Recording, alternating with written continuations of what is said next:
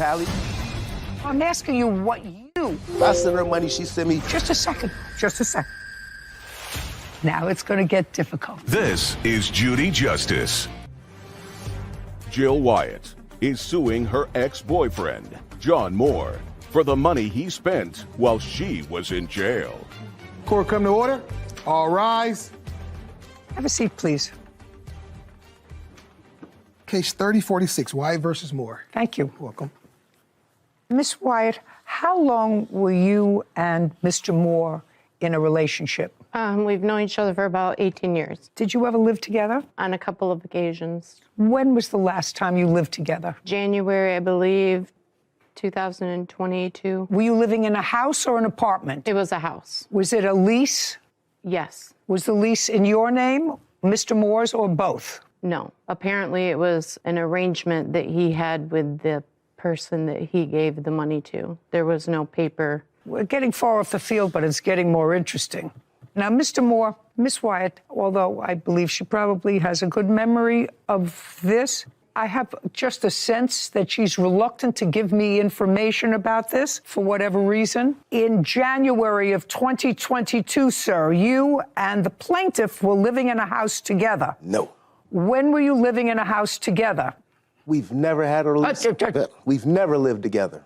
When you say live together, I come over. I got a girlfriend I've been having for the whole time. So I've never lived with her. Do you remember the house she's talking about, yes, sir? Yes, I do. All right. The one she destroyed. I don't want you, just a second. I don't want you to play around with me. Okay, I'm not. Okay. Do you know the house she was talking about when the two of you were together some of the time in a house in January of 2022? That's a yes or a no? Still a no. Okay. So the house that she's talking about, you lived in alone? I lived in with my girlfriend, actually. Oh, just a second. Did Miss Wyatt ever come to stay in that house with you before you had your then current girlfriend? When I first got the apartment, Miss Wyatt was going to come. She didn't get along with the lady upstairs. She said she wouldn't come, destroyed the house and left. Okay. Well, if she destroyed the house, then she was in the house. Just a second. Yes, ma'am. If she destroyed the house, then she was in the house. And if she didn't get along with the lady upstairs, she wouldn't know that unless she actually lived there because she's not telepathic. Okay. So she was, in fact, there. I'm listening to what you're saying. I'm trying to understand what you're saying, man. What I'm saying is not difficult. She did, in fact, stay there with you for a while after you got this house. Okay. Not okay. No, I'm seeing where you're trying to go with that. I'm trying to see what you're establishing. Yes, she did stay there. I'm agreeing with you. That was me saying yes, ma'am. No. Taking a long time, but we're there. Okay. And then at some point, Miss Wyatt, you left there and you went into your own apartment? Yes. Okay, and where is your apartment? I moved into a trailer. That you were renting? Yes. I just want to know. I'm getting ahead of myself, but that's the trailer that he was supposed to pay rent on and utilities on when you went to jail? Yes, ma'am. So from 2020 until the time you went to jail for, what, 18 months? 78 weeks. Or, I'm sorry, 78 days. What did you go to jail for? In 2018, I received a, I'm sorry. Just a second. 2018, you had a conviction. Yes, I ended up serving the time in 2022 for theft. Correct. I stole Thanksgiving dinner, ma'am. Are you sure? It sounds like 78 days is a lot. Were you on probation first? Yes. Did you take a plea in that case? Yes. Okay. And as part of the plea, you were placed on probation? Correct. What was the crime that you pled guilty to? I want to understand this. What, was it petty theft? Was it grand larceny? What was it? No, it was retail fraud / shoplifting for $170.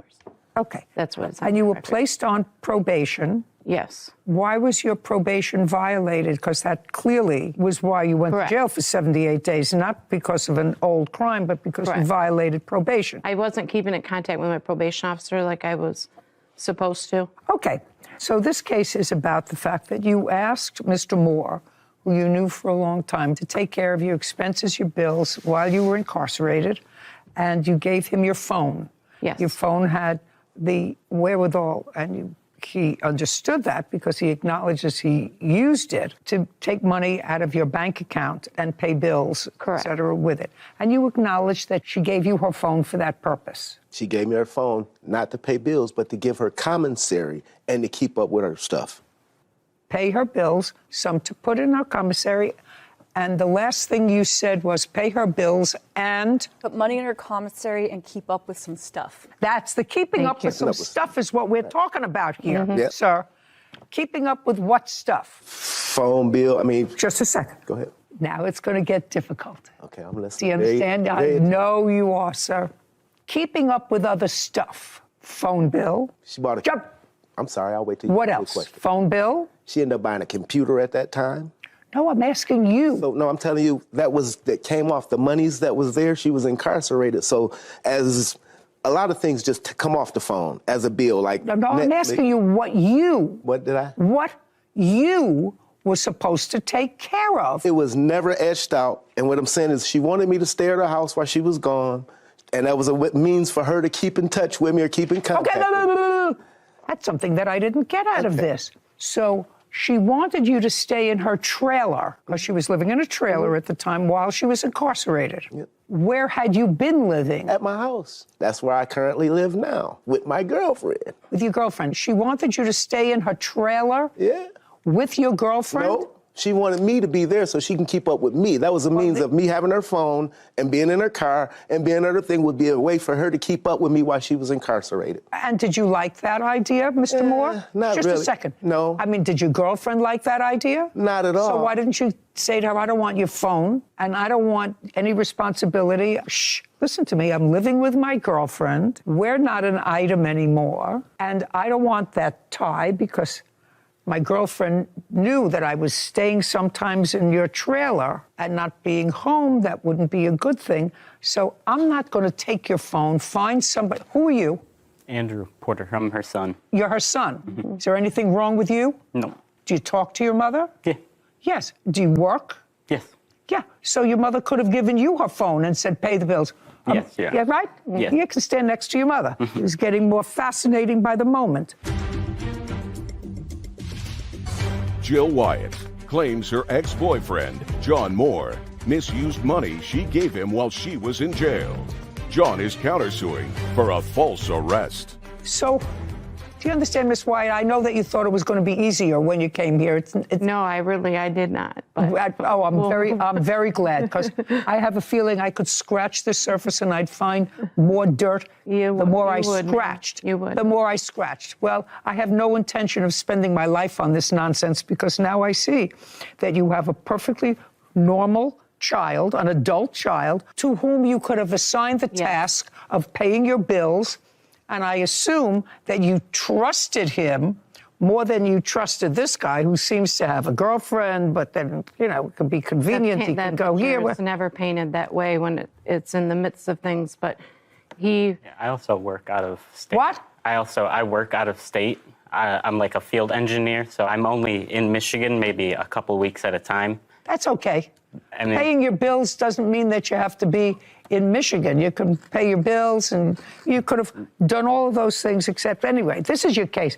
You allege that Mr. Moore took money out of your account, a couple of $1,000s. $781 of that he gave to me while I was in jail, but the remainder he can't account for anything that he did. So somebody did put in your commissary? Yes. Yes. Okay, he said he also sent you, there was $600 in the account when he gave the phone back to you. Was there $600 in the account when you were released from jail? The date of that? What's the date of it, sir?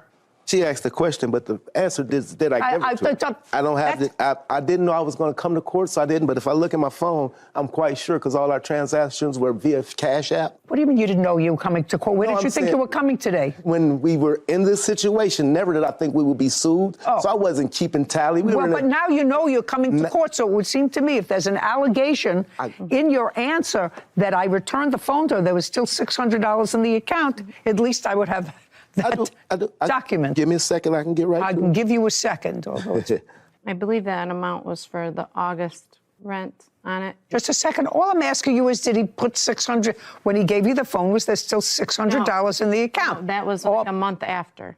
That was for August. What do you mean it was for August? What does that mean? For the August rent. This whole thing with not living with me and not being with me or whatever is untrue.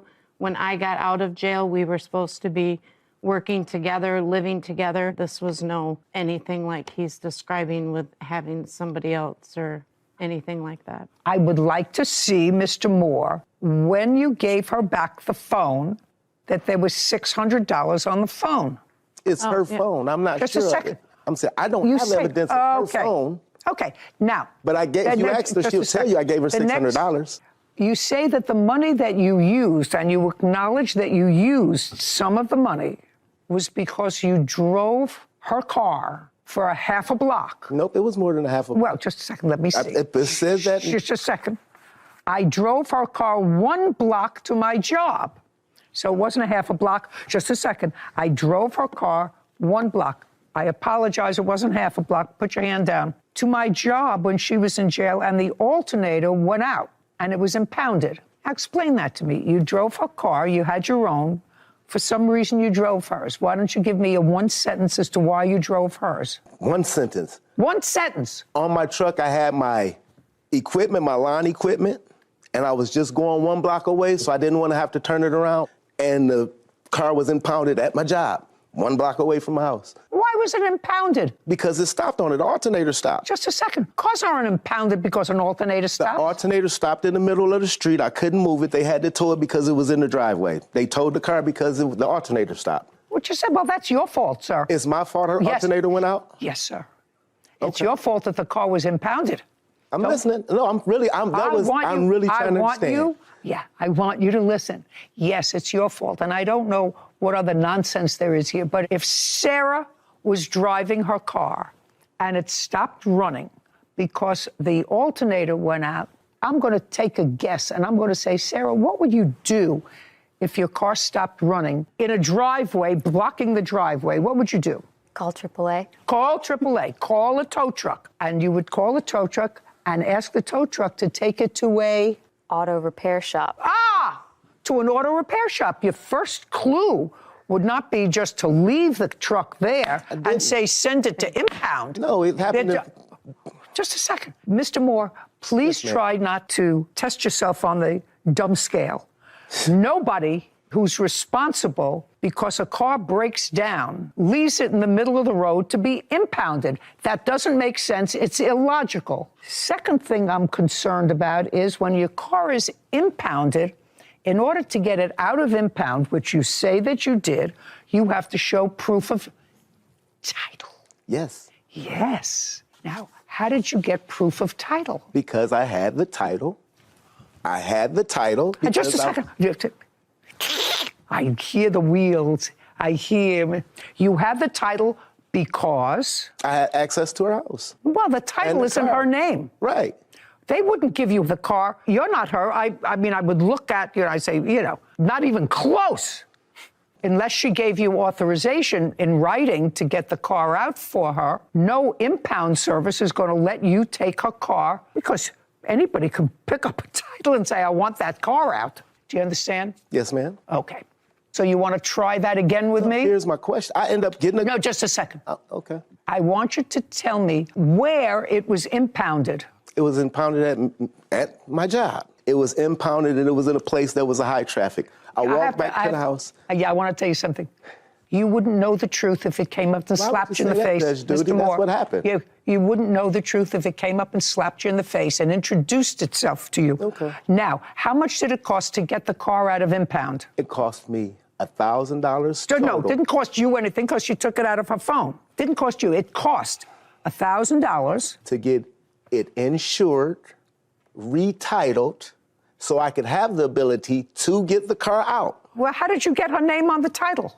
What do you mean? What do you mean, what do I mean? She has to sign it over to you in order to... It was already signed over to me. It was already signed over. It was already signed. I sell cars, Miss Judy. You don't sell cars. You just told me that your car broke down on the way to your place of business. Yeah, to my job. On your job, and your job is not an auto mechanic. or salesman for a car service, which is what you told me. I sell cars, Miss Judy. That's why the title was turned over to me, signed over, and I managed to get the car titled in my name. You want to try this on for me? Judge Judy, I'm sorry, I didn't mean to disturb you, but I was in a situation where it was impounded. They were charging $30 every single day, and she would have lost her car. So just say you. Just a second. No, I didn't. Just a second. I didn't forge anything. Well, you had to have forged something, sir, because if it was in impound, and what you're saying is they were charging $30 a day, she was going to lose her car. Your next statement was, because you keep digging that hole a little deeper and a little deeper, you couldn't get it out because the car was in her name, not yours, but you had the title because you had access to the trailer, which is what she's suggesting, and you went and forged her signature, got a new title, got insurance, and the car was clearly towed, but you got it out of impound, that's what you said, with a new title in your name and insurance, also, I assume, in your name. Yes, ma'am. What did you do with the car? Gave it back to her when she got out. Just a second. You gave it back to her. Did you sign over the title? Yes. Shh. Jill Wyatt has accused her ex-boyfriend, John Moore, of stealing her money while she was in jail. John is countersuing, claiming Jill had him falsely arrested. Now, did you sign over the title to her? I signed over everything to her because she sold the car since then. Oh, did you sell the car? Since all this? Yes. Yes, ma'am. But I'm what? He's what? I had to go through police department and the sheriff's department and threaten him in order to get my title back. He would not give me back my title. Not at all. Do you have any truth. proof of that? Any proof of? That you had to go through the police department, sheriff's department, or anything else in order to get your title back? Do you have any proof of that at all? I don't have any proof of that, ma'am. Okay. So it was $1,000 for impound that he took out of your account. Correct. That's $1,000. No. And Okay. did you take out $1,000 from her account to get it out of impound? Well, you just said. Show me that you paid $1,000 to get it out of impound. I can't show it to you because all the paperwork was in the car. Did you pay impound by credit card or I paid cash? it by cash. Cash. Then you would have taken cash out I had from. a job, Judge Judy. I made You're so full of baloney, sir. I did have a job, Judge Judy. You're so How's that full of baloney. Okay, $1,000. Okay. Next, you say in your answer, Mr. Moore, that you paid for it. You paid for it out of her money. You say in your answer you paid for it out of her money. Judy, that's kind of going back and forth. Listen. We've split money back and forth. If I give you a copy of our Cash App, it's the exact same money back and forth over the last couple of years. I sent her money, she sent me. Just a second. So, why would she do that, sir, if you have a girlfriend? I'm Why would you do monogamously that if you- challenged. Shh, listen. Why would you do that back and forth if what you said to me earlier was, I don't know what she's talking about. I live with my girlfriend in the same place as I'm living now. Now let's move on to, so far I have $1,000. And I really, Miss Wyatt, don't understand anything else. And I'm not spending any more time with your case.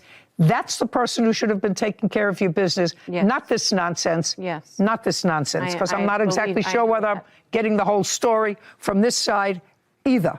All right, now you have a counterclaim. Your counterclaim is for $2,000 for having you falsely arrested. Yes, ma'am.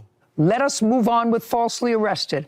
After she gets out of jail, according to what I read, the two of you are kaput. No. Well, okay, here we go. We're going to go back to your answer and your counterclaim, sir. I'm going to read you what I said.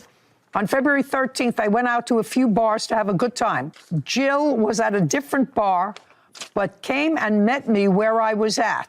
Upon arrival, you're not paying attention. Yes, I am listening to you. Upon arrival, Jill started to pressure me to leave with her. I reminded her that we were no longer an item, and I didn't want to leave. She was making a scene, so we went outside to finish our conversation. That's your counterclaim. Now, pick it up from there. That's what you wrote. Try to I wasn't remember. going anywhere.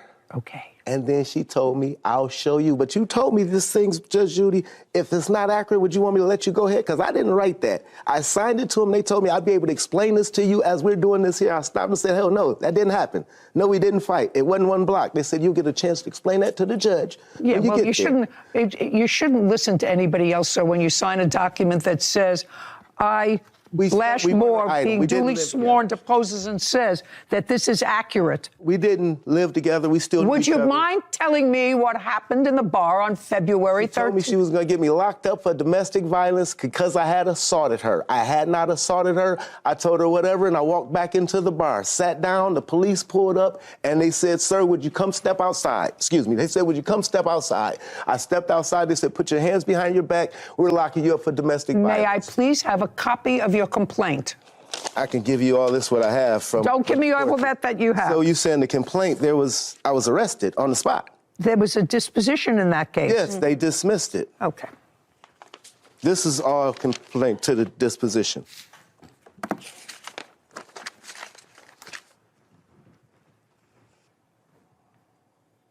Oh, here we go. The case was dismissed in the interests of justice because you agreed to pay her restitution for just a second. Yep.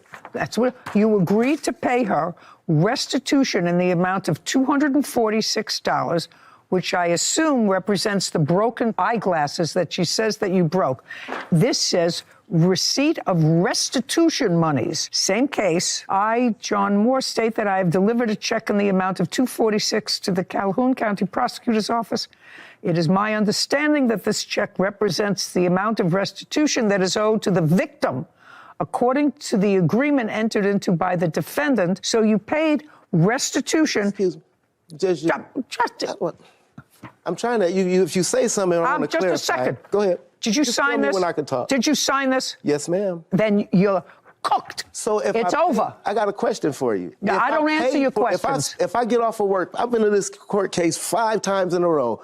It cost me $200 and some to come to court, and they said we'll dismiss all charges. There'll be no charges at all if you agree to pay $250. I've paid $800 coming to court. So Right. why wouldn't I just say, hey, here, I'll pay you the money, and then try to sue you for false arrest? Because I never heard, where's the glasses at? Right. Now, Where's the picture of the glasses? The police arrested me on the spot. Mr. Moore, like a perennial victim, I really feel sorry like for that. you. Your counterclaim's dismissed. So if I'm Just getting a sec, arrested Mr. for Moore, doing anything, why wouldn't I pay it's dismissed. $250 to Judgment not for have the to go to plaintiff court? in the amount of $1,000. Your counterclaim's dismissed. I am finished with this case Have a good- permanently. Thank you. Have a great day. This court is adjourned. It went just like I thought it would be. I'm pleased with the results. She mad I don't want to deal with her anymore. My guards are up now. Hey, she wanted to get her day in court. I can leave with it. Not ask anybody for help. She the one was locked up for. I've never been locked up for stealing. She was locked up for stealing. That's the thief. The pot calling the kettle black. Just to be careful who you trust. There was a great line from the defendant out there. I don't think anyone caught it. But when you asked, how is it possible that you could live with the plaintiff and have your girlfriend and all at the same time? How's that possible? And then he moved on to something else and continued rambling. But he said, Miss Judy, I'm monogamously challenged. I'm monogamously challenged. And I heard it and I started laughing and I saw no one else made any sort of reaction. And I said, I must have been the only one that heard that, or I misheard that. But I'm pretty sure that was his excuse. It's a great line, and it's true. Yeah, it seemed very true in that case. I have a feeling there's a lot more there. Yeah. But it was A lot more dirt to scratch a lot more through, there, I'm sure. but enough. Oh. That's a funny line. Monogamously challenged. Cecilia Morrow is suing her ex-boyfriend, Saeed Rodriguez, for stolen property and assault. Court come to order. All rise. Have a seat, please. Hello, Judge. Case 3100, Moreau versus Rodriguez. Thank you. You're welcome. Ms. Moreau, you and Mr. Rodriguez met. You began a friendship. Could you give the dog to your witness, please? You met the defendant at your place where you were both working, became friends. Shortly thereafter, you began dating, and in May of last year, you moved in together. Yes. Did you move into your apartment, to his apartment, or was it an apartment that you got together as a couple? Yes, we got it together. Who was on the lease? It was both of us. In October of the same year, 4 or 5 months later, you broke up. Yes. And your lawsuit is about what happened at the breakup and as a result of the breakup. According to your complaint, in October, the day that you, in fact, broke up, you had a fight with Mr. Rodriguez. He put his hands on you. He assaulted you. You left the house. And when you left the house, you left and went and stayed with your parents. Yes. You claim that Mr. Rodriguez has some property that belongs to you Yes. in the house, and that the assault that took place was serious enough that you should be compensated for it, despite the fact that there was no police involvement in this, correct? Yes, ma'am. And there were no hospital records or no doctor's records. Yes, ma'am. Because you didn't go to the hospital or seek any medical care, correct? Yes. Okay. The defendant says that there was an argument. You did, in fact, break up. After you broke up, you came to his house, and there was an argument, and you did, in fact, assault him. He denies that he assaulted you at all at the beginning of October when you broke up. And he says that when you left, you agreed that he could keep the 2 corgis that you had together in the apartment. This is one of them. And that was in October. And sometime in December, this is his complaint, you called and said, could you take the dogs for 2 days? He said, okay, because there was a threat, and you haven't returned the dogs. He would like the corgis back. Correct? Correct. Now, this is one of the corgis. Where's the other? He was too big to fit on the plane. He's at home. Okay, so when were the corgis purchased? Her I got of March of last year, and the other one, Chip, I got in June of last year. So you had one when you and the defendant moved in together? Yes. Is that correct? Correct. Is this the one you had when you moved in together? Yes. So all the dogs were purchased after you lived together? Yes.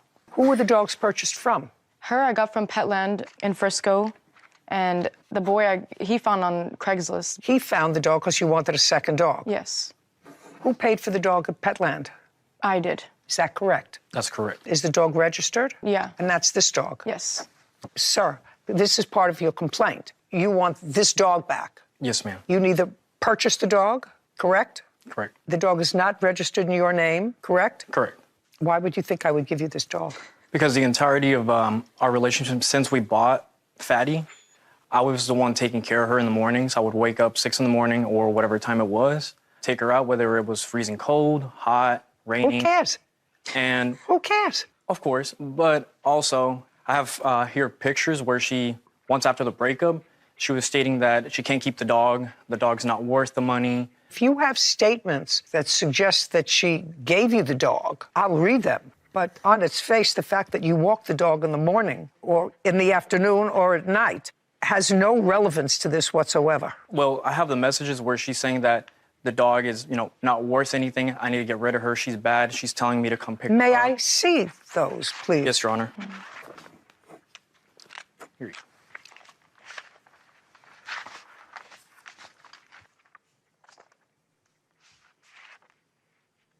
What are you selling? Who's selling something? She is stating that she wants to sell the dog. That Chip? That is the other dog, yeah.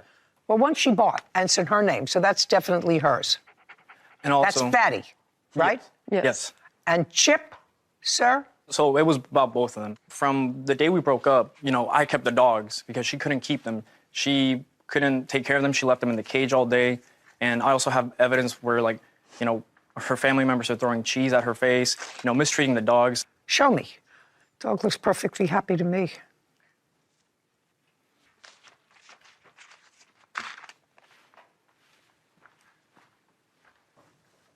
Oh, you can press play.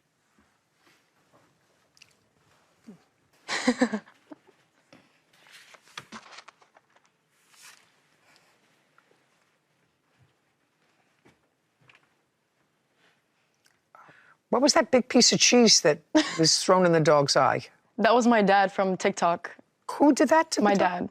dad. What? He has a TikTok account. It's a trend on TikTok to throw it on babies' faces and dogs. That's terrible. It's a trend.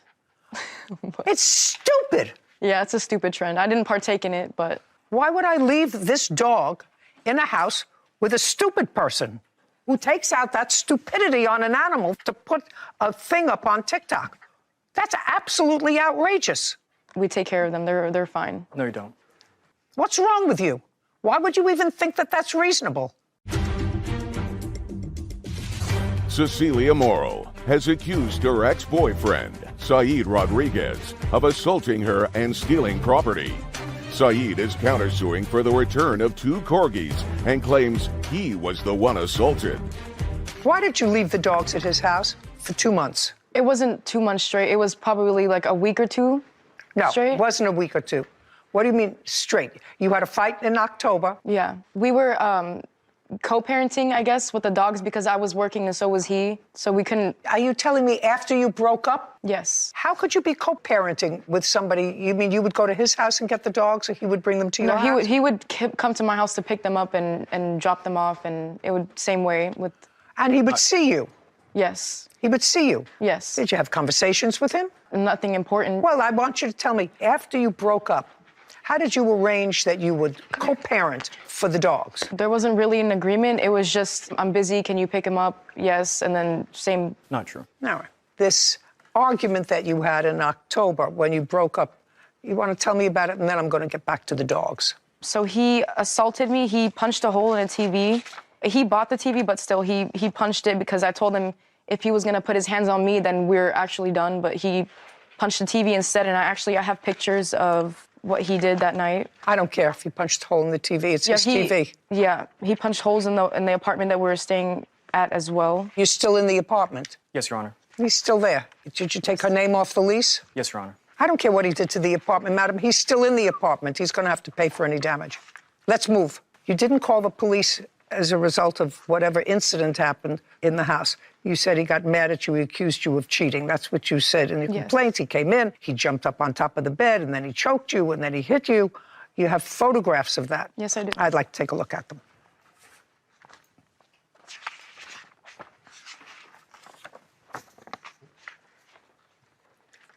I'm just going to take this. I don't know what this is from. Clearly shows that something happened in her mouth. I'm not exactly sure what. She has 2 marks that she's showing me. Now, did you hit her in the mouth? No, Your Honor. You tell me in your own words what happened the night that she came home and you accused her of cheating. So the night that she came home, I told her, I'm like, what are you doing? Where did you go? She starts trying to make up excuses. I show her messages. I'm like, okay, you're lying to me. I don't appreciate it. She starts going off. I start going off. Just a verbal argument. And just like how she assaulted me. No. She didn't touch you that night. She pushed me. Tell me how that took place, sir, that she pushed you. She's a very angry person, and... No. How it came about that she pushed you. Well, started arguing back and forth about how she wasn't doing anything wrong. I told her, yes, you are. And now you're fighting verbally back and forth. Yes. And she pushed you. She put her hands on your chest. And she...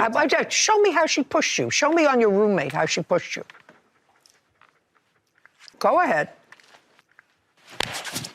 And she just started trying to slap me. And at that moment, that's when I pushed her over and I told her, do not put your hands on me. Just a second. So you pushed her over? Yes, to defend myself. You pushed her over. All right, so this is your problem, sir. You said nothing happened that night. You said in your answer nothing happened that night. I have a copy of the police report that I reported. I'm going to look at it in a second. Now, you say here, I never assaulted Cecilia. We have plenty of arguments during the relationship, but I've never assaulted her. She has a tendency to blow things out of proportion. I have never put my hands on a woman in my life. Well, that's not true. You just told me you did. That's self-defense. You didn't say that here. You said, I've never put my hands on a woman in my life. Would that be considered assault in self-defense? No. That's not what you said. Okay, now I'll see the police report.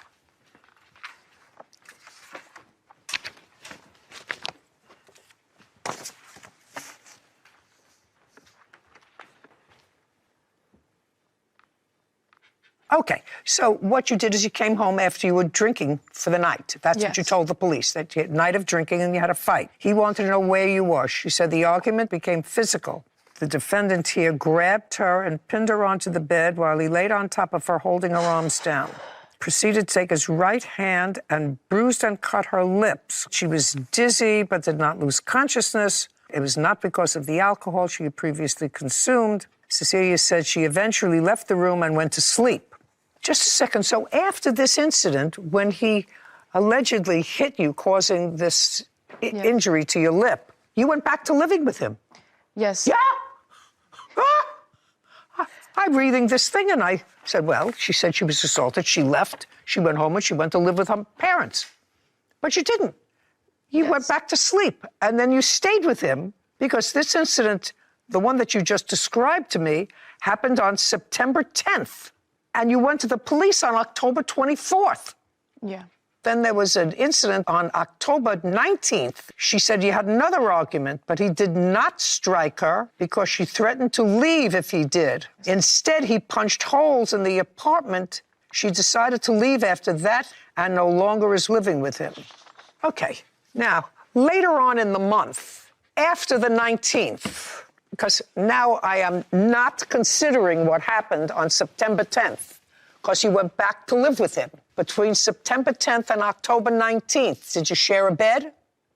That's a question. Yes. Every day? No. 4 days a week?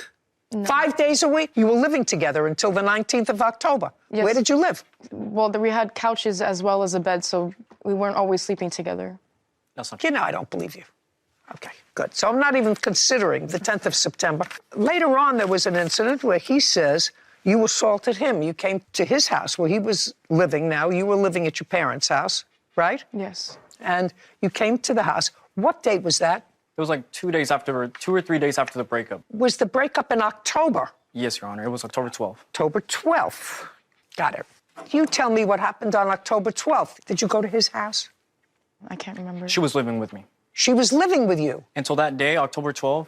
I moved out October 31st. I was still living with him on that incident that happened on October 12th. We broke up, and that's when he punched the... I have pictures right here when he punched. I heard punching the hole in the wall. I'm not interested. He still lives there. He's going to have to fix the hole in the wall. No, I'm saying that's why we broke up, because I told him if he put his hands on me, then... But he punched the TV instead. Now we're talking instead. about his allegation that you assaulted him. I did not touch him. That is false. That's your counterclaim that you have. Then I have to figure out what to do with these dogs. So I have pictures and I have messages where... I want to know when it happened and where. Let me show you. No, I want you to tell me. When did it happen and where? It was a day or two after I had left, which might have been October 14th or 15th. And she was upset because I had already picked up Fatty because she asked me to. She texted me, I want my stuff back. I want the dog back. And I told her, I was like, no, if you already filed the lawsuit against me, let's just go about it the legal way. I told her, do not show up at my house, which I clearly have messages where I state not to show up. And in those messages, she threatens to murder me, find me, and kill me. At that moment, I told her, if you do not leave, I will call the cops. And in that second, she lashed out, grabbed my neck, and scratched my whole neck and my shoulder.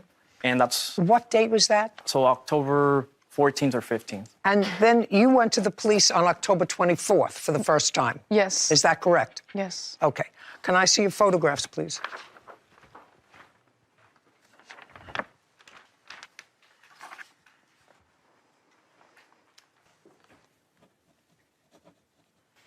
Did you report this to the police? I called the police in the incident. That's why she attacked me. Just a second. Did the police respond? The police did respond. They did not want to take a report. Kevin, would you show this to the plaintiff, please? He pulled a gun out on me, and that's why I brought her as my witness, because she was there and saw everything that happened that night. Cecilia Morrow claims her ex-boyfriend, Saeed Rodriguez, owes for an assault and personal property. Saeed is countersuing for the return of 2 corgis and says he was the one assaulted.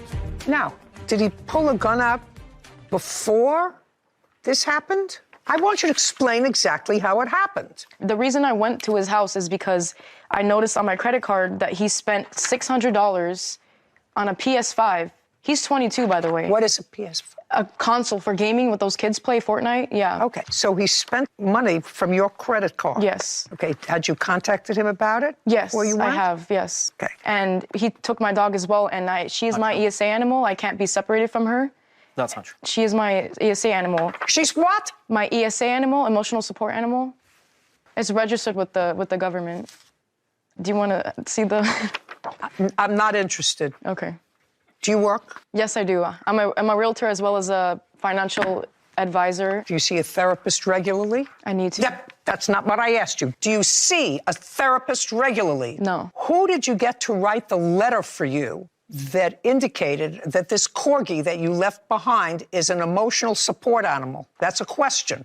Madam, look at me. It had to be a doctor, correct? Yes, it is. It had to be a doctor. Yes. What's the name of the doctor? I have No. The answer is, You don't know offhand the name of the doctor, is that right? Yes. Does the doctor live in the area where you live? No. How many times did you personally visit this doctor? Not once. It was registered through online. The answer is never. Yeah. So you're trying to tell me that I should look at a certificate that some doctor gave you online that you needed a support animal when you are not in any psychiatric care and haven't been. The doctor never examined you, but for a fee, pay attention, for a fee, wrote you a letter so that you could make this an emotional support dog. Now I want you to tell me in what month? May. And I have the registration if you want to take a look at it. I don't want to take a look at it at all. It's nonsense. You know it's nonsense, and I know it's nonsense. Now, there are several reasons why you get these nonsense online from close the cover before you strike doctors that will attest to the fact that you need a therapy dog in order to survive. There are several reasons for it. You want to take it to work? No. What was the reason? There has to be a reason. Yeah. I'm really smart. I know. Really smart. It was so we didn't have to pay the pet deposit, so when we got the apartment. There you go. So it was a fraud. No, but Just a second. So it was a fraud. So you committed a fraud, so you didn't have to pay a pet deposit for your animals. When I asked you, you want to read me back the answer when I asked her, do you see a psychiatrist? And she said, no, but I need one. And you knew you needed one in May when you had to pay the pet deposit. No, I need You two. two people are really cute. Is that what she said? Yes. Yeah. Okay. Mr. Rodriguez, the plaintiff owns the dog. She owns the dog. She paid for the dog. It's registered in her name. The fact that you were a good caretaker, I can't help you with that. The dog looks as if it's in pretty good shape. Believe me, if the dog didn't look as if it was in pretty good shape, somehow I would find a way. But right now, the dog looks as if it's in pretty good shape. I'm directing the plaintiff, however, that in the event that she has to remove the dogs from her parents' house where she's living, that she's precluded from selling them or giving them away until she gives you an opportunity to take them. I'm also directing you, because I assume you live with your parents and I assume your father's going to be watching this, or I would tell him when I got home that the judge called you a moron. I will. You can tell him that. I will. And I suggest to you that if you want to own a pet, I've had pets all my life, you have to protect your pet from morons. Yes. Whether they be little children who are morons or adults who have nothing better to do than to make TikTok videos using somebody else as a fall person. Frightening.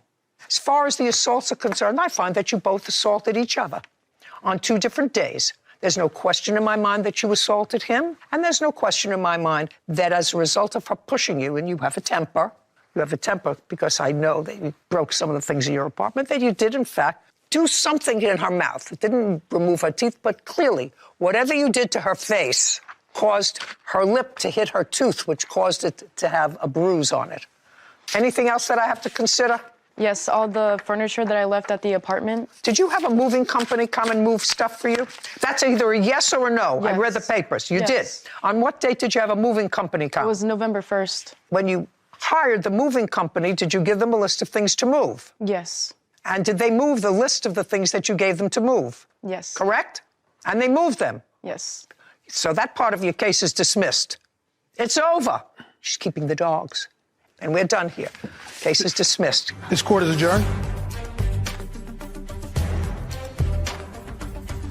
That's what happens when you get in narcissistic relationships. People manipulate you. I was with him since I was 15. I'm 19 now. Honestly, I was pretty upset with the outcome of the dogs. I haven't talked to him in months. This is the first time I've seen him in forever. She kept coming back. I mean, I don't like him. I don't want him ever. done means done, man. What's done is done. I was so surprised when I found out that she was only 19. Not a real stable place in your life to be getting a dog, and let alone 2, when you're not settled. You know, I think that's so unfair for dog owners when they're not settled. And, you know, it's just unfortunate. There's an immaturity. Yeah. I think what you're saying to me is there's an immaturity. Problem is when you're immature, you don't realize that it's a mistake because an immature person is making a mature judgment. What I actually found, I mean, it was stupid. It wasn't as if did something horrendous to the dog, but frightened the dog by throwing this square of cheese at its eye. Well, I've seen the trend, and it actually did start on babies, throwing slices of cheese on babies' heads in high chairs. What is happening to the world? Yeah. What's happening Too if much somebody time on thinks their that hands. that's funny to startle a baby or to startle a creature in order to make somebody else laugh? Yeah. You know, the world we live in today. If morons want to do that, let them stick a broomstick someplace and take a TikTok picture of it on themselves. Yeah. On themselves. I'm with Why you. choose some other living creature? I don't understand that. I'm with you. I would build more jails. You, sir, you had a big fight because you weren't paying rent. She got crazy, punched me in the face, and I fell in the chair into the glass. She started picking up the glass and stabbing me with it. That's not true. He has pictures, bleeding. I was trying to grab the chair. Before or after you stabbed him with the glass? The chair actually collided with the mirror, and the mirror broke. I don't believe a word of that. This is Judy Justice. DeAndre Benton is suing his former roommate, Chauncey Rayford, for personal belongings, lost wages, and an assault. Court come to order. All rise. Have a seat, please. Hello, Judge. Case 3119, Benton versus Rayford. Thank you. You're welcome. Mr. Benton, it is your claim that the defendant who rented a room in her home to you Yes, ma'am. assaulted you, disposed of your property, Correct. and because of all the turmoil, you missed time at work. Yes, ma'am. You want $7,500. Yes. That's what you're asking for. Defendant says that you assaulted her. She had lost wages. She had pain and suffering as a result of this assault, which I assume took place on the same day. Yes. Correct. Okay. How did you find the room in Miss Rayford's home? It was on a roommate app, like Roomster, to be exact. On what date did you find the ad? June 15th, And where was it located? Atlanta, Georgia, 30311. So that was in June. And you looked at the room? Yes, ma'am. And what was the rent? It was negotiated to be $750. $750 a month. Yes, ma'am. What kind of work were you doing then? I was working fast food at the moment. When did you move in? July 15th. July 15th. 15th, yes, ma'am. And how much rent did you pay for the month of July? This full amount, $750. I paid $250 to hold the room and $509 for the remaining balance. In the month of August, tell me what rent you paid her and when. I did give her. Look at me. Be very careful with me. I want you to be very careful with me. How much rent did you give her in the month of August? I didn't give her anything. How much rent did you give her in September? She wasn't there. How much rent did you pay anyone in September? I paid her a portion of the rent. What do you mean a portion of the rent? It was my understanding that you owned this home. Yes, No, Your she Honor. didn't That own is the correct. Just a second. She didn't own the home. To my knowledge, she wasn't even supposed to be renting out the home to have rooms. Just a second. I'm just asking you, you're now living in somebody's house. And you agreed to pay $750 a month rent.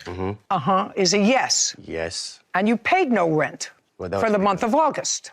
That was because when I did come into the home on the 31st, I moved in on the 15th like I communicated to you. On the 30th, my belongings was outside the home. I had to sleep outside like an animal. Okay. What about in September? You were still in the home in September. Yeah, I was still in the home in September She going was through the still same in? issue. Just a second. You were it was- still, you're not going to talk over me. You were still in the home in September. Not That's a yes. Yes. You were still in the home in September. And how much rent did you pay in September? I paid her $500 in Just a second. In September, you paid her $500. Yes. Okay. October. Nothing was paid. After that, you paid no rent. No. Okay. Where are you living now? I live with a friend now. That's a lie. That's a lie. We just checked. Yeah, I do. Okay. I used Well, just to a second. before I moved. Just a second. Stupid is not here, sir. Pretty aware. of that. Stupid is not here. So now you're a squatter in a place where you're paying no rent and you live with him? No, ma'am. I have my own place. Oh, good. Because he doesn't live with you. He's living in a place where he doesn't pay rent. He moved in and stopped paying. I'm not finished with you either. Do you understand? Yes, I understand what you're saying. Very good. So But if you there's- understand, there's you two weren't factors. living outside like an animal, and you've been living for August, September, October, November, December, January, and February, 7 months in a place in which you pay no rent. Well, can I ask a question? How am I supposed to pay rent when I had several eviction notices and she wasn't there to show up? Then leave. Then leave. I mean, you're a you said squatter. leave, but You are a squatter. she told me I You're didn't a have to. squatter. Well, if she told you that you don't have to, then the two of you are in collusion here. I'm not talking about Yeah. it, ma'am. Who told you you didn't have to pay? The judge, because I didn't say the judge didn't say I had to pay. The judge said I did not have to leave, that she didn't find a reason to eviction of me because she didn't show up and provide her evidence. I'm just telling you, you're a squatter. You don't pay rent. Everybody else here pays a mortgage, pays a maintenance. You moved in and you became a squatter. And I don't care what some other nitwit said to you, you're a squatter. So you get zero for the rent, for your property. I'll get to the assault in a minute. I read your answer. When did you purchase the house? June 3rd, June of what? 2021. What was your mortgage? The first year, from June when I moved in 2021, it was $1,575 a month. For the mortgage? Correct. June of 2022, it increased by $40 and went to $1,615. In what month did you stop paying the mortgage? September of 2023. Why? DeAndre Benton claims his former roommate, Chauncey Rayford, threw away his property and assaulted him. Chauncey is countersuing for property damage and says she was the one assaulted. Now, in what month did you stop paying the mortgage? Well, to be completely honest with you, Yeah, I don't want you to be dishonest with me. You have to be honest with me because I know everything. Yes, ma'am. I got laid off. I was okay, just living off of savings for a few months. Things got hard. Just a second, you got laid off from what job, where? Carvana, and this was November of 2022. All right, so you've already been laid off for a year, and you're telling me you paid your mortgage until September? Yes, ma'am. I was doing anything I could from an app called InstaWork. Okay, so then you stopped paying your mortgage in September? Yes. And when did they foreclose on your house? October 23rd was the date that I was told that myself and DeAndre needed to be out of And I just asked you a question. They foreclosed on the house in October. Yes. Where did you go? I had to move back with my mother in the state of Missouri. I lost everything. My job, the home, my dog. Okay, so now the bank owns the house. Yes, correct. And he's been squatting still in the there. house since October. Yes, he will not leave. Get out of here. Now, I've listened to what you just said just about the ownership of the house and when she turned it back to the bank. You said in your brief questioning before that she didn't own the house. She was a renter. You know, I wasn't supposed to be there in the first place, and she knew that. I wasn't even aware of that. That's not Oh, just a second. If she owns the house, you can be there. She doesn't own the house. She doesn't own it anymore. She never did. Well, show me proof of that. Okay, that I'd like to see.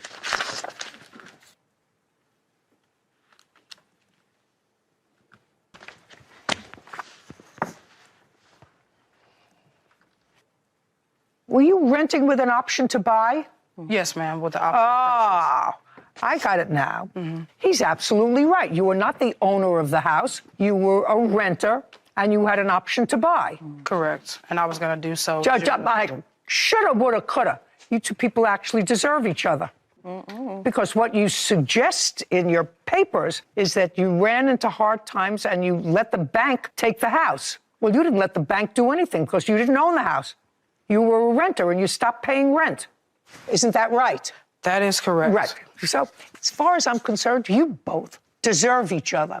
I don't know who you're not paying rent to. Somebody owns this house. And they've been probably trying to get you out of the house for a very, very long time. The person that owned the home came to the home and said she was already far behind before I even moved in. That's the whole reason why Who I came. cares? What are you doing in a place where you're not paying rent? You're not supposed to be there. You're a squatter. Do I look like a squatter? You are one.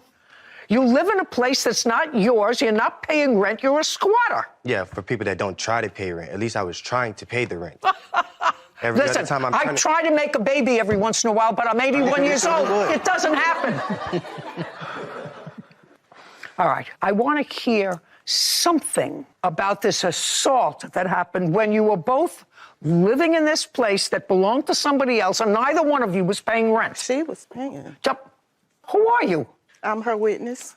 Were you there when this assault Yes, took place? I was. Okay, then I'll hear you after I hear them. Now, what is the date of this alleged October assault? 10th. October 10th. Yes, ma'am. And you were still living there, not paying rent as of September and October. She was still living there. Yes, ma'am. Tell me what happened. So I came outside out of my room. She was already being aggressive about the non-paying rent. And I've already been trying to be communicative with her. Not I true. said, hey. I don't want to hear you. I'm not speaking, Your Honor. Who is? Me. I'm sorry. Out. Okay. Then you're done. This way. That way. Out. Lord.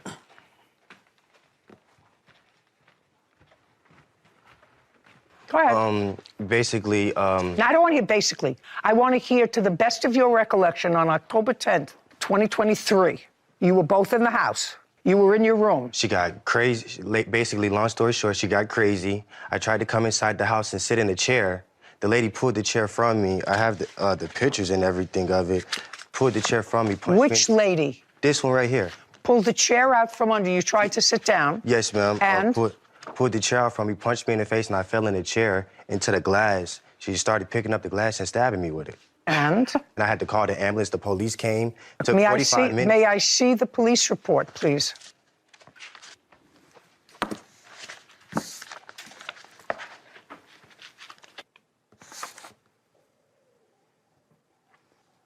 Did you ever speak to the police, Miss Rayford? That day? That day? No, ma'am. I ended up leaving because... Okay, just a second. Don't tell me because. The police have memorialized what they saw on the 10th, and they saw him with multiple wounds on his body. Some were bandaged and some not. You were not in the house. This person, I assume, is your girlfriend. Correct. Okay. So the two of you were in the house. After this incident took place, whatever the incident was, the two of you left. That's correct. He called the police. I'm not sure what he did. You didn't call the police. No, I did not. No. Now, so from you, I would like to see... When you left the house, ran out of the house with your girlfriend, I assume you went right to an emergency room or something as a result of the lacerations that you say you sustained as a result of this fight. So I'd like to see those records. I did not go to seek emergency treatment because I didn't have any insurance. I just bandaged it up myself. Well, where did you run to? To go and get bandage. And when did you come back to the house? I did not. That was my last day. So that was your last day. Okay. That's a lie. So now... She did. I would come back only to the return house. when he was not there to collect my things. Oh, so you did... Just a second. So you did go back. I have a feeling I was right. He would not be there when I would return. I have text messages of me asking my neighbor to let me know when he's not there as well. I have photos. I'm going to look at both your photos, and then you're going to tell me your version of what happened. Yes. Because there's no question that he was injured, because the police memorialized that. I assume he has photographs as well. Now, I want you to tell me your version of what happened. I was working from home. He was already up that morning, and he was the one being loud. He was sitting at my workstation, and I kept asking him politely to move so that I could go ahead and start working. He refused to move. He told me he had a right to sit wherever he wanted to in the home. Now, mind you, he's never... Just a second. Did you pull the chair out from under him? DeAndre Benton has accused his former roommate, Chauncey Rayford, of throwing away his belongings and assaulting him. Chauncey is countersuing, claiming DeAndre damaged property and assaulted her. Okay. Did you pull the chair out from under him? No, he was not sitting at it at that time. I was trying to move myself. He had walked outside the front door, and as he did that, I was trying to grab the chair, and he ran towards it and sat in it. And that's when the chair actually collided with the mirror, and the mirror broke at that point. And then? And then he proceeded to pick up pieces of glass, and I have the photos of my injury right here. That's a lie. I don't want to hear you. He also damaged my work equipment. I had just started that job July 17th. Lost my job on Friday, October 13th, because he damaged my computer. I have a police report that I filed because... I'd like to see it. When I did return to the home, after, you know, stitching myself up. You didn't stitch yourself up. I did go and get bandages. You didn't stitch yourself up. Well, okay. The wrong verbiage. Yeah. This is what I submitted Just a online. second. I asked you for your police report. Yes. Period. Okay. Show it to me. It's right here. This is what I have filed online. After communicating with my job, they told me Just a in order for second. them to... This is on the 12th. You said this happened on the 9th. It did happen on the 9th, Your Honor. And what I did was I was in communication with my employer to see what they felt was best because... What does she do for a living? She was a shift manager. She still work? Yes, she works. Well, why wasn't she paying rent? We don't live together. She had her own place. Interesting. Okay, you wanted to say something to me? Yes, that's actually a lie. As far as me assaulting her, I never once touched this lady. I never once disrespected her. I never once raised a hand at her or tried to, like, physically harm her. She was very aggressive, very disrespectful. That's not true. Okay, can I see your photographs, please?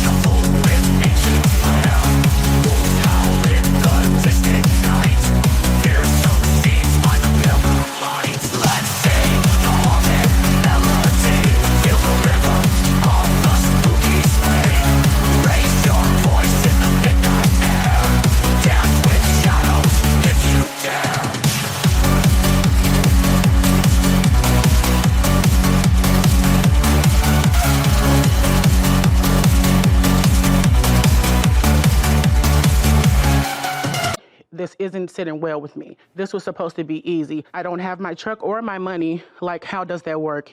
And then I offered to just go down there and get it myself. And then he said that there was no place. I said, okay, but how do I get it home with no place? So this whole time he was kind of dragging me on. And then this is the picture of another truck that he sent me. That's a picture of him. Yeah, he's posing in front of the truck, the second truck he supposedly had bought for me. At the auction, yeah. He just told me he bought the second truck at an auction. There's no indication that that auction house where he said he bought it sold a truck that he said that he bought, either in June or July. Got that right? Yes. Okay, I don't have to waste any more time. You have no paperwork, Mr. McIntosh, that you bought this truck. You have no proof at all that you brought this phantom truck to her house. Why would she be asking for her money back? Because I bought her a truck and I dropped it off in front of her house, left her the paperwork saying what's wrong with the truck in the truck. She says that she didn't want it, so I said my finder's fee was only like $400, and that's $200 for just a bus ticket to get there. She can sell the truck and get her money back. That's what I told her. $2,700, judgment for the plaintiff. Thank you very much. This court is adjourned. I hope this don't affect the relationship with my nieces and nephew. I'm not really here to bad talk anybody. I just wanted, my money back. I left it there with the papers and the receipts. Right is right, wrong is wrong. She said she didn't want it. I told her she can sell it back, get her money back. I feel like he kind of screwed it up in a way. I just want to be a good uncle all the time.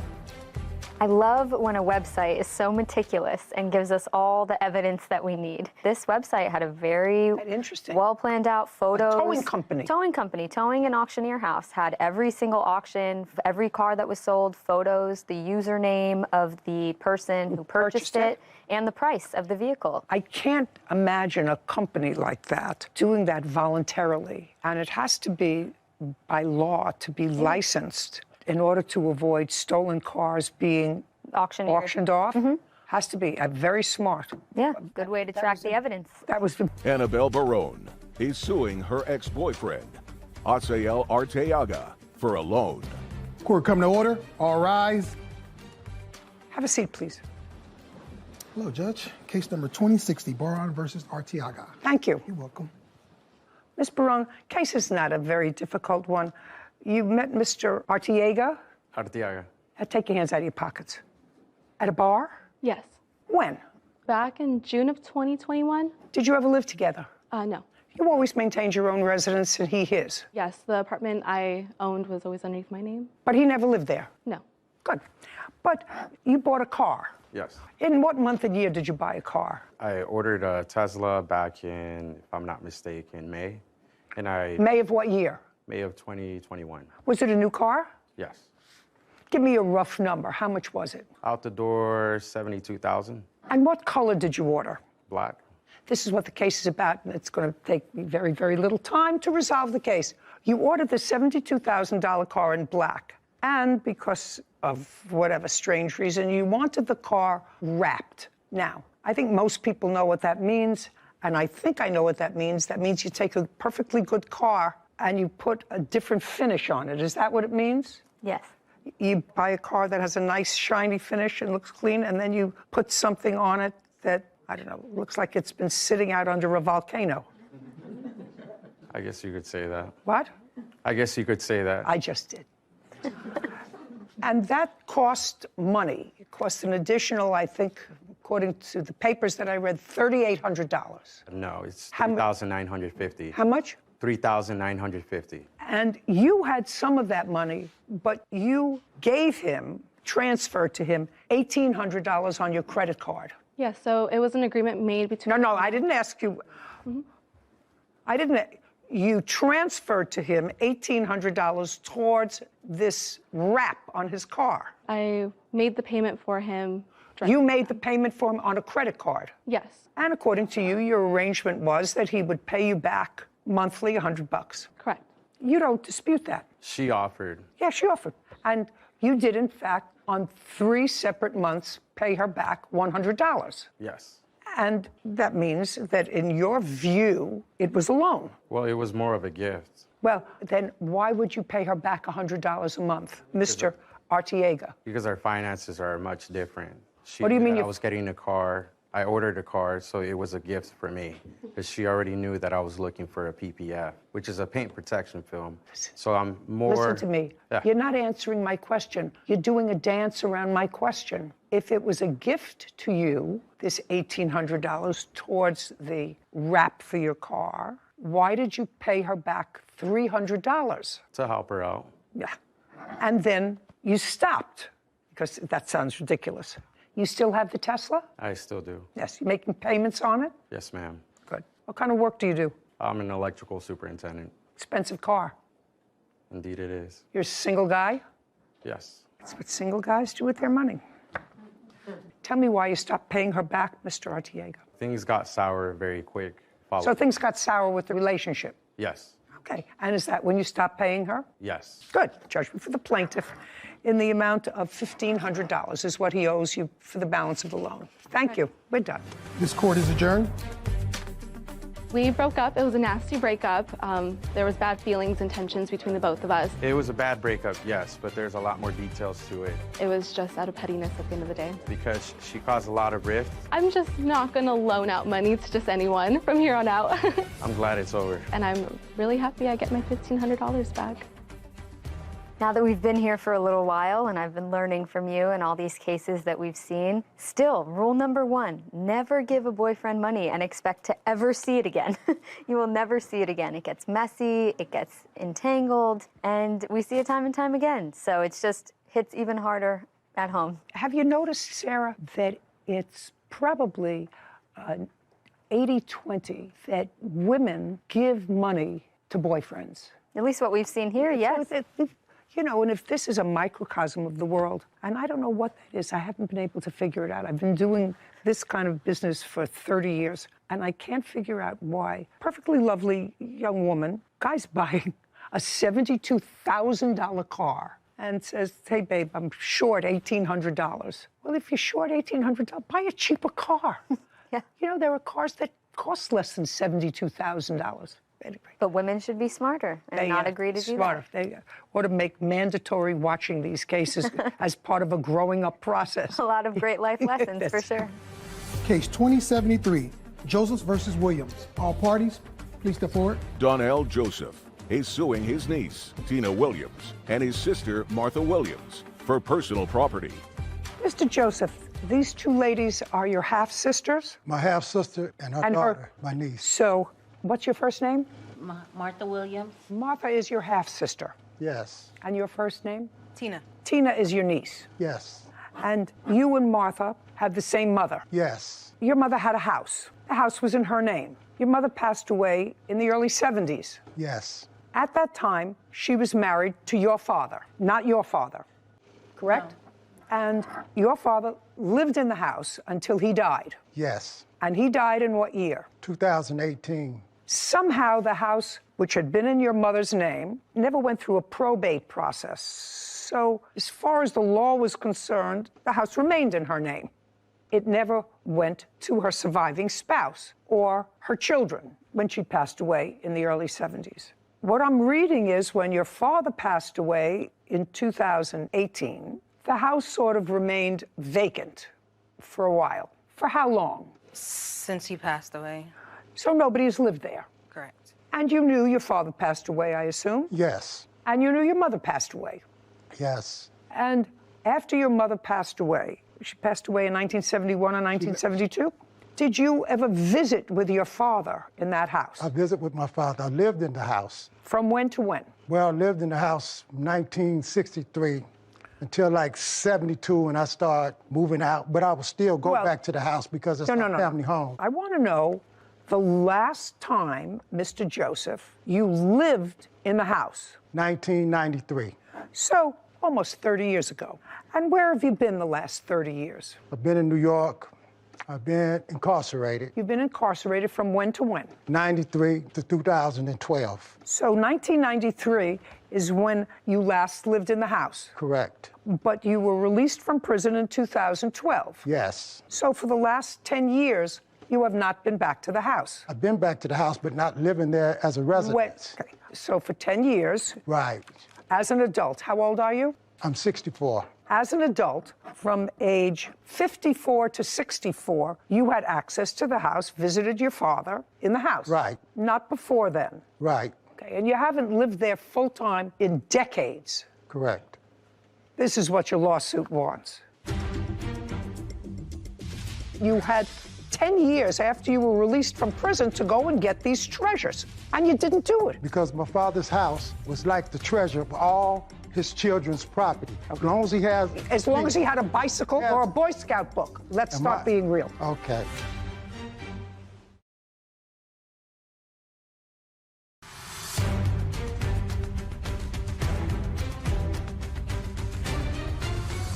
Donnell Joseph claims his niece, Tina Williams, and his sister, Martha Williams, threw away his personal belongings. Tina and Martha are countersuing for the cost of a cleaning crew.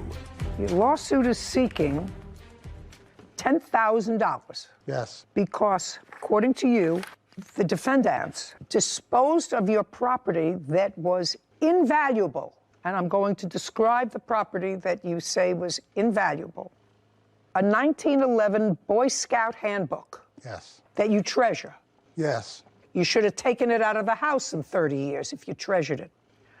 A mountain bike, purchased in what year? Was it 71 to 72, around there?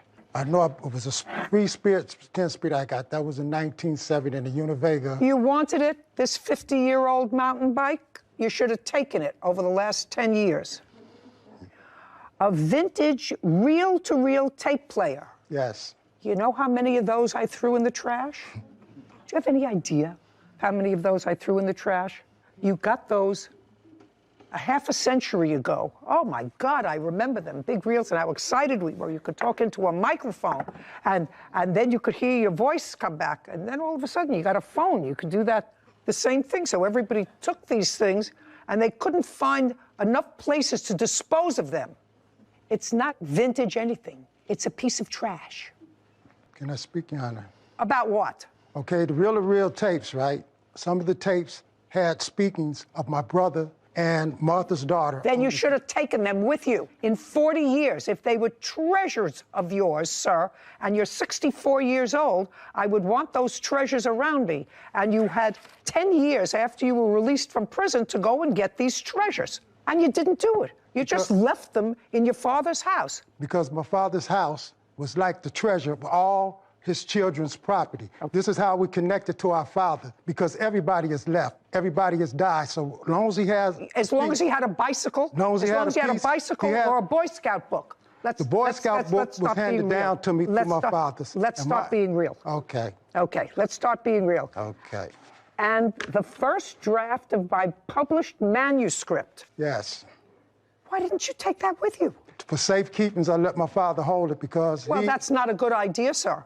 How old was your father when he passed away? He was 88, but my father's mind was sharp as a tack. He kept everything. If you wanted it, your father passed in 2018, is that what you're telling me? I couldn't get nothing out of the house, so... I don't know whether you could or whether you couldn't. When did you make just a second. When did you make an effort to remove your forget about the bike, forget about reel-to-reel tape recorder, forget about the nonsense. Your manuscript. When did you write this manuscript? I wrote it over a couple of years. It's the first draft of this book. It's the first draft of that book? This book. Well, now you have the book. But I needed to draft it because the other draft I'm working on the second book that goes along with this book, I don't have certain notes and things that I had. It doesn't exist anymore. Yes, it doesn't. It doesn't exist anymore. And if you wanted it, you should have gotten it. In 2018, when your father died, you were out of prison. Where were you living? I was living in New York. And where did your father live? He lived in Los Angeles. Between 2012 and 2018, how many trips did you make to visit with your father? About 3. And when did you publish that book? 2015. So you published that book during your father's lifetime? Yes. And if you needed the manuscript, you came to visit your father. A manuscript, it's this big. That's how big a manuscript is. Yes. Where were you living in New York? In Albany. You have your own apartment or your own home? House. Do you own or rent? Own. When did you purchase it? My wife, we bought it together. It was in 2009. So you're married? Yes. Have children? No. So you and your wife purchased a house in 2009. How much did you pay for the house? $109,000. Are you still living there? Yes. So you had plenty of room in the house. You had plenty of room for a manuscript, tapes, a manuscript that you were working on. You weren't working on the manuscript long distance. What I'm telling you, Mr. Joseph, is the things that you're suing for are nonsense. Okay. If things that you wanted, that a grown-up man, 64 years old, gets if he wants them, it's not that you're homeless, you have a home that you purchased. You went to visit your father 3 times, anything of value. We're not talking about furniture and antiques and a grandfather clock. We're talking about things that can fit in a tissue box. Yes. You put them in your suitcase and take them with you if they're valuable. I couldn't visit California before that because of the conditions of my parole. So the times that I could go, I can go out there, and I had to have... You told me you went out there 3 times. Yes. When your father was alive. When I had permission to go. So I couldn't, after my father passed away, I couldn't go in the house because that would violate the probate thing. So I had permission to go into the house. You're not understanding me, Mr. Joseph. Okay. You're not understanding me. You went there 3 times after you were out of prison, after you had a home, after you were married. When you went there with a suitcase, don't tell me violating your parole unless you told me that. And in the suitcase should have been, when you returned from California to New York, small things of value that you say were invaluable to you, including a manuscript. Forget the bicycle. Forget the tape-to-tape reel recorder. The tapes that you say were precious to you, if they belong to you, put them in a suitcase. So there's a lot more about this that I don't quite understand. There's a lot about this that I don't quite understand. When your father passed away, who got the house? The house is... Your father passed away, what happened to the house? The house is still in probate. Oh, So during the probate thing, I had to have permission to take anything out of the house. Forget, I'm telling you, I've answered your lawsuit, sir. Okay. I've answered your lawsuit. Thank you. That you're a 64-year-old man, and if something that could fit in a tissue box was that precious to you when you visited your father and you had a home, you would have taken it with you when you left. Certain things I couldn't take. This is not a tea dance. The property has lost this, but I lost a sister in this process. He said he was... And it makes no difference of how this goes. I lost a sister. This isn't the probate court. So I would suggest that you all take a deep breath and say, whatever it is, let it be finished.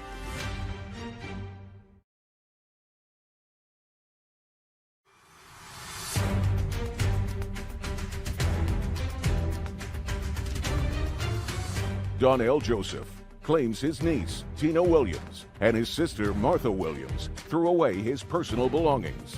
Tina and Martha are countersuing for the cost of a cleaning crew. I asked you if the house is still in probate, which is unfortunate because people didn't take care of the business. Who are the beneficiaries of the sale of the house? Me, my sister LaWanda, my half-brother Justin Joseph, my sister Sherry's 2 sons. Okay, let's try to clarify this.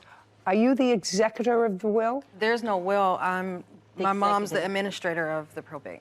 And I just got to be administrator. We had to go back and forth to court. We had no way of getting in and out of the house because we had no keys. Okay. And your father, I assume, had no will. He had no will. What's the value of the house? Well, we don't know because since Martha became the administrator, Just we have... a second. What's the address of the house? My mom had the house appraised at $250,000. She's going to tell me. So the off-market says it's approximating $464,000. It's a 3-bed, 1-bath, 858 square feet. And the estimate? The range is between 400 and 515. Ooh, well, the family has a valuable asset that has yet to be divided after all this time. It's a good lesson for everybody out there. Make a will. Now you can tell me. Thank you. My grandma, which is their mother, she bought the house on her own with my mom's last name, which is her dad's statement. It's her maiden name, who she was married to. We don't know if they were married. That's what we're going through in probate. It's a process, but the beneficiaries would be Donnell, my mom, and 2 heirs of a deceased sibling. Donnell has also been in jail for most of my life. He hasn't been to California at all, so I wanted to back that up as well. Well, he's not entitled to anything. Okay. If he wanted these items that were valuable to him, he should have taken them during his 64 years. The most safest place that I had in the world for my valuables to be held was my father. If you own a home in New York with your wife and you had an opportunity to take these valuable things because you said you visited with your father after 2009, then you should have taken them. And don't tell me it was the safest place because... Not only the safest thing, but my father...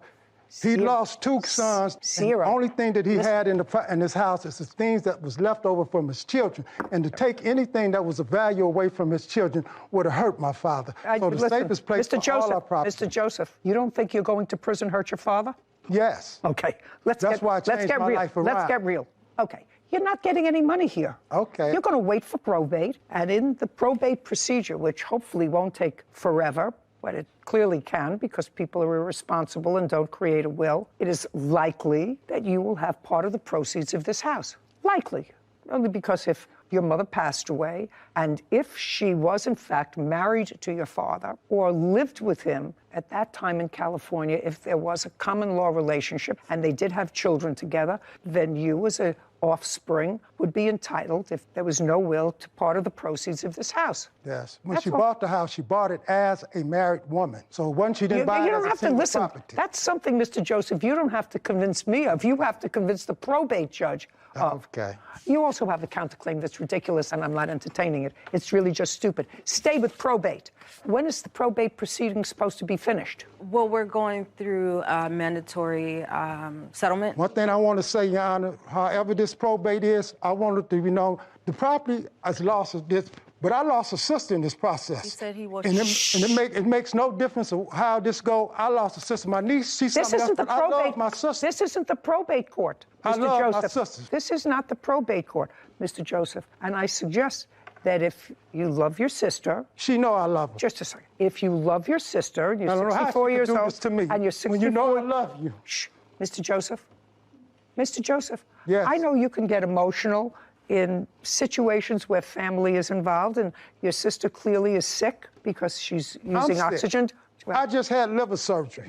Mr. Joseph, what I'm telling you is, if you have an opportunity in the probate court, I'm actually telling this to both you and Miss Williams, if you have an opportunity at your age and your stage to settle something that gives each of you something, maybe less than you would get if somebody was disinherited, but at this stage in life, at 64 years old, somebody who just had liver surgery and someone who must rely on oxygen in order to breathe, My common sense tells me that what you do is not to give the whole thing away to lawyers who are there sucking up whatever profits there are going to be in this house. Because if the house is worth $200,000, you're going to get a bill for $140,000 for the probate administrator, for the lawyers, and you're going to wind up with zippity-doo-dah. So I would suggest that you all take a deep breath and say, whatever it is, let it be finished.